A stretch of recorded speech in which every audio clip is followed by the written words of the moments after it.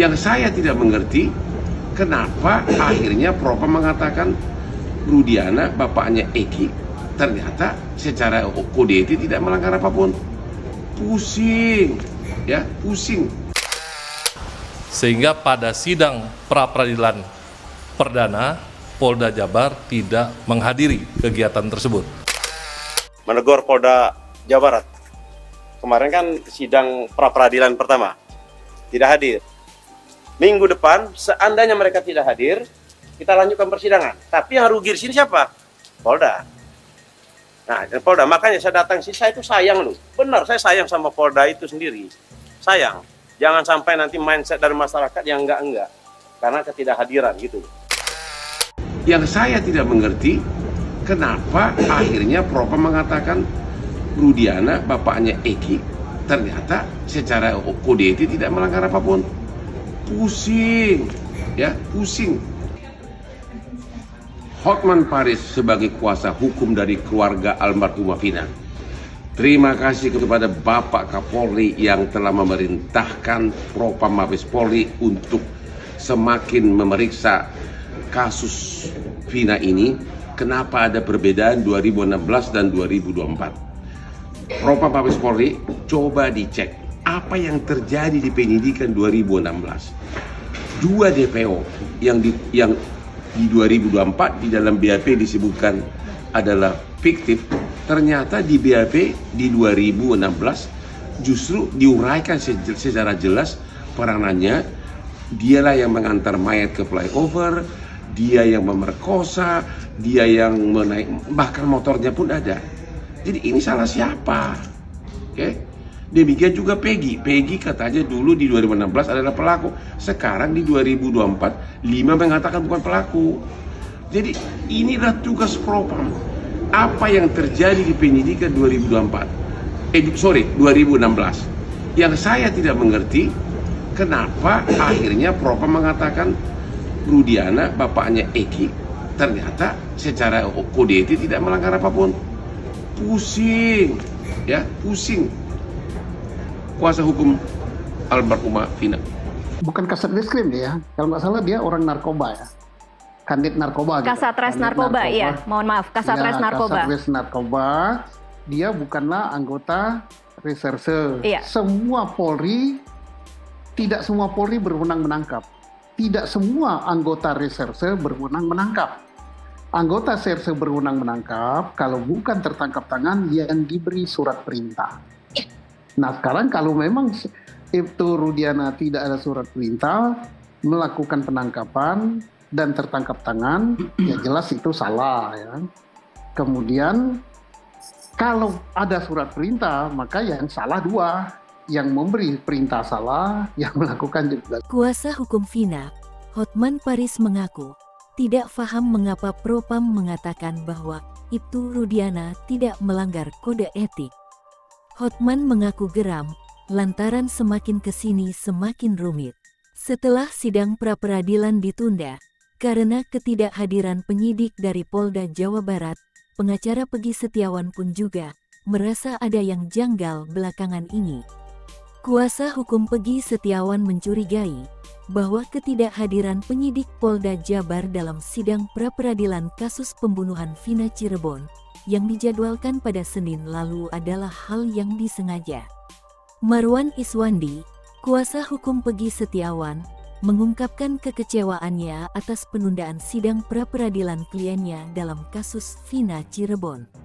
Menurutnya, mereka telah menyiapkan banyak tim kuasa hukum untuk membantu proses pra-peradilan. Ada banyak unsur kesengajaan dari penyidik untuk tidak hadir di sidang pra-peradilan Peggy.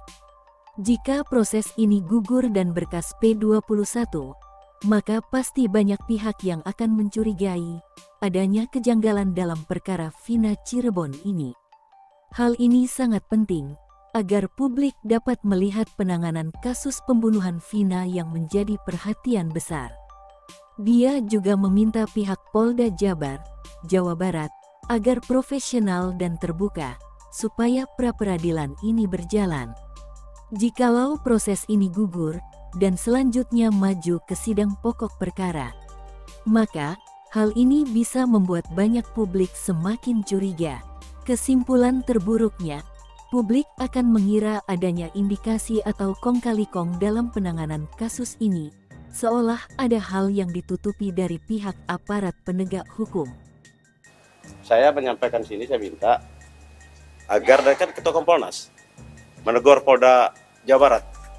Kemarin kan sidang pra peradilan pertama tidak hadir. Nah, kenapa tidak hadir? Maksudnya kan kenapa tidak hadir? Kan harus serius loh. Perkara kita harus serius untuk menang. Bukan kita di pra peradilan itu bukan masalah menang atau kalah. Ini kan mentersangkakan kan penahanan benar atau tidak, mentersangkakan benar atau tidak. Argumen kami berbeda, argumen Polda berbeda. Makanya kita adu di pra peradilan. Kalau di pra peradilan sendiri dari Polda nggak serius, ya bagaimana? Nah, saya meminta agar jangan sampai ini mindsetnya dari netizen, dari masyarakat, ngelihat Polda nggak datang itu kan udah negatif. Nah, saya itu justru sayang sama Polda juga. Saya sayang sama Polda Jawa Barat juga. Biar maksud saya ya datang, kita hadapin. Argumen kita berbeda, kita adu di persidangan, itu intinya. Tapi ada, biar wartawan tahu ya. Dulu waktu Peggy Setiawan itu diperiksa psikologi, itu oleh penyidik minta sidik jari tanpa kamu didampingin sama kami. Sidik jari pakai kertas, 4 kertas, ditulis sana Peggy Setiawan. Ya, manfaatnya buat apa sih kami tidak tahu, tujuannya buat apa. Tapi oleh tim kami, ini pengakuan dari tim saya di Bandung, mereka tanyakan ke penyidik. Tapi penyidik mengelak. Kalau memang itu ada tujuan, kan pasti dijawab dong. Nah, nggak tahu ini tujuannya apa. Kita lihat aja. Makanya ini dari media, dari publik ini menilai. Maka keinginan kami dalam perkara ini, kita terbuka semuanya. Terbuka, jangan ada dusta di antara kita. Itu aja kok, nggak ada ini kok. Kami mau menyampaikan Menko ini ya, semuanya saya ceritakan. Yang fakta yang terjadi, semuanya. Mulai dari putusan dulu, tapi mungkin nggak boleh saya ceritain. Semua akan kami ceritakan semuanya. Kalau bisa ketemu sama beliau. Kalau nggak ketemu sama beliau pun tetap saya ceritakan semuanya. Di samping keluhan tadi, keluhannya masalah untuk agar Polda serius dalam menangani. Ini harus serius loh. Perkara ini perkara bukan main-main loh. Ancamannya bisa hukuman mati loh. Seumur hidup hukuman mati. Jangan main-main. Tapi Poldanya nggak serius. Kalau menurut saya nggak serius loh kalau nggak hadir. Tanpa alasan loh. Kalau ada alasan, ya mungkin kita maklumin. Ini tanpa alasan. Berarti tidak serius. Gitu. Sementara yang juga perintah Presiden untuk terang benderang. Makanya kami berulang kali kami menyampaikan, kami minta agar ini dibentuk tim pencari fakta. Biar kita tahu semuanya. Akar permasalahan dari yang sudah dihukum itu sama yang klien kami. Salah. Baik. Kan?